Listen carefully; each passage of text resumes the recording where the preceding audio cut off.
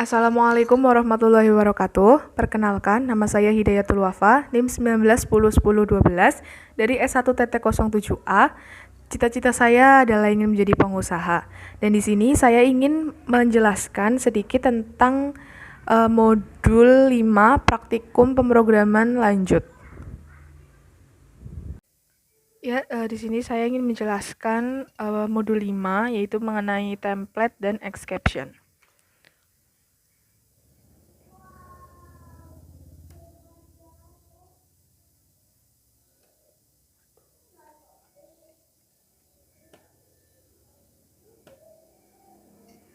Nah, berikut adalah subbab yang akan saya terangkan. Lalu yang pertama adalah pengertian. Pengertian dari template yaitu fungsi yang spesial yang dapat dioperasikan pada tipe data umum dan berfungsi untuk membuat satu fungsi atau kelas untuk digunakan pada banyak tipe data yang berbeda-beda. Dan template itu dibagi menjadi dua, yaitu template fungsi dan template kelas. Lalu pengertian dari exception adalah error yang terjadi pada waktu program berjalan. Exception memberikan pendekatan berorientasi objek untuk mengatasi error yang dihasilkan oleh kelas CH. Lalu ada subbab yang kedua yaitu alasan penggunaan template dan exception. Alasan penggunaan template yaitu untuk mengurangi penulisan fungsi dengan inputan yang sama berulang-ulang meskipun dengan tipe data yang dioperasikan berbeda. Lalu ada menghindari perbaikan fungsi satu persatu apabila terjadi error. Lalu penggunaan exception yaitu program tanpa exception membutuhkan lebih banyak kode sehingga bila terjadi error harus dilakukan pemeriksaan di setiap pemanggilan fungsi. Hal tersebut memicu program akan semakin sulit untuk dibaca. Lalu sebab ketiga ada keuntungan penggunaan template dan exception. Keuntungan penggunaan template adalah compiler dapat membagikan fungsi untuk berbagi tipe data secara otomatis. Sedangkan keuntungan penggunaan exception adalah membuat API kita unggul lebih konsisten jika dibandingkan menggunakan return volume.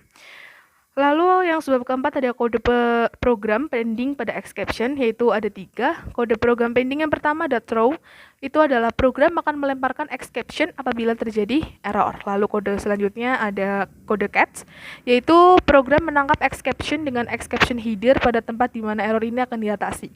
Dan kode catch pada program menyediakan tempat menangkap exception yang dilempar. Lalu yang terakhir ada kode try.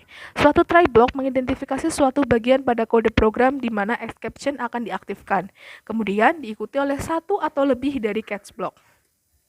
Sebab yang kelima yaitu ada cara kerja exception. Cara kerja exception yaitu kode dalam try dijalankan kemudian di throw. Pesan error tersebut akan ditangkap oleh header dan ditampilkan ke layar untuk dieksekusi.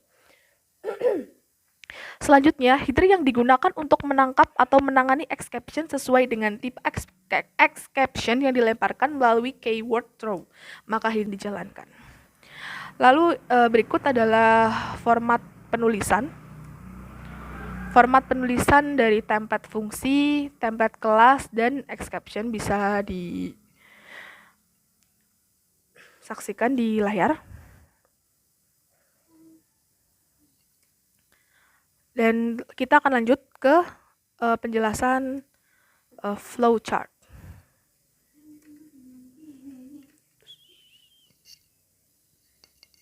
Kita lanjut ke flowchart.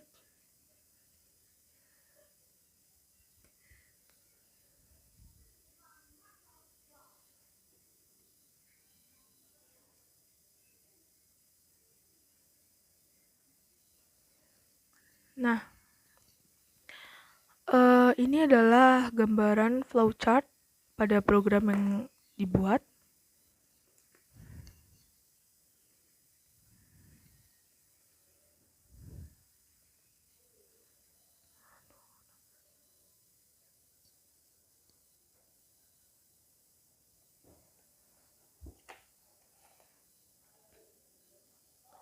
Yang pertama itu ada simbol namanya simbol terminal ini yang berfungsi untuk menyatakan awalan atau akhiran suatu program, sehingga pasti dalam awalan dan akhiran program pasti terdapat simbol seperti ini ya. Lalu ada tanda panah di sini, ini namanya flow, simbol flow, yaitu untuk menjelaskan jalannya suatu proses. Lalu di bawahnya flow itu ada simbol simbol proses, yaitu fungsinya untuk menyatakan suatu proses yang dilakukan oleh komputer. Dan di sini diisi oleh kelas program, yaitu bantuan sosial. Lalu di sini ada simbol input output. Ini adalah simbol input output yang berfungsi untuk menyatakan proses input atau output tanpa tergantung jenis peralatannya. Di bawahnya juga sama, ini simbol input ya pasti diinputkan nama, umur, alamat, nomor, kakak, dan lain-lain yang terdapat di program source code. Lalu ada simbol proses, jadi data-data yang tadi kita inputkan akan diproses di sini dan nanti akan dikasih sebuah pilihan. Pilihan ini terdapat di simbol yang namanya adalah decision. Di simbol decision ini yaitu fungsinya untuk menunjukkan kondisi tertentu yang akan menghasilkan dua kemungkinan jawaban, yaitu jawaban iya dan jawaban tidak. Nah, apabila kita terdapat inputan lagi di bawahnya. Nah, apabila gajinya per bulan itu kurang dari 2 juta rupiah, maka akan mendapatkan bantuan. Namun ketika input gaji yang diinputkan itu lebih dari 2 juta, maka tidak mendapatkan bantuan sosial. Nah, nanti jika menyatakan ya, itu akan kembali ke input, lalu jika mengatakan tidak, maka akan ketampil. Lalu di sini masih sama input output. Ini outputnya pilihan salah. Lalu selesai.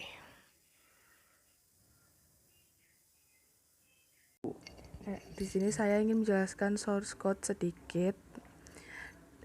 Di situ ada deklarasi fungsi template, lalu kelas data bantuan sosial, dan tipe data template. Lalu di situ ada rumus if atau i pdn .c str lebih dari 2 juta.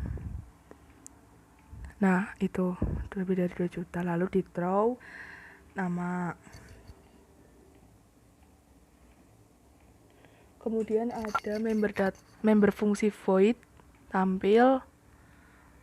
Lalu keluaran dari nama, dari umur, dari alamat, kartu keluarga, dari nomor induk keluarga, dari pekerjaan, pendapatan per bulan.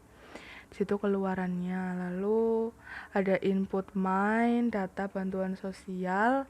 Itu adalah deklarasi array of object to pointer dengan tipe template string. Lalu ada di situ input pilih posisi, itu adalah variabel posisi untuk mengatur posisi data sekarang selalu berubah ketika data berhasil masuk. Lalu ada data penerima program keluarga harapan, itu keluaran dari menu pilih. Lalu di situ ada switch case 1, yaitu ada try, lalu keluaran lagi dari try-nya. Lalu di situ ada penerima bantuan sosial posisi new data bantuan sosial string. Nah, itu adalah penerima bantuan sosial posisi adalah set data. Set datanya itu adalah umur, nama, alamat, kartu keluarga, nomor induk, pekerjaan, pendapatan per bulan. Lalu ada posisi plus titik koma. Nah, di situ saya melakukan kesalahan ya. Lalu ada catch, yaitu menyatakan throw pada konstruktor kelas data T akan dibawa ke variabel. Lalu cout itu nama jika memiliki pendapatan sebesar lebih dari 2 juta maka tidak mendapatkan bantuan sosial. Nah, jika mendapatkan bantuan sosial sebesar 2 juta rupiah jika pendapatan per bulan kurang dari 2 juta. Lalu ada break case 2. Nah, di situ ada prosedur. karena untuk menampilkan data penerima bantuan, karena itu merupakan pointer ya. Lalu ada pilihan salah, dan ini dari itu saya meran dan ternyata saya melakukan kesalahan pada sein nomor kartu keluarga, seharusnya tidak memakai nomor, hanya kartu underscore keluarga. Lalu saya juga melakukan kesalahan lagi di posisi plus itu harusnya menggunakan titik koma, tetapi saya tidak menggunakan titik koma. Dan akhirnya bisa di run. Di situ kita menginput data input tampil dan keluaran. Lalu ketika pendapatan per bulan kita lebih dari 2 juta maka tidak mendapatkan bantuan, ketika kurang dari 2 juta maka akan mendapatkan bantuan. Di situ akan tertulis. Sekian pemaparan dan presentasi modul 5 dari saya. Kurang lebihnya saya mohon maaf. Wassalamualaikum warahmatullahi wabarakatuh.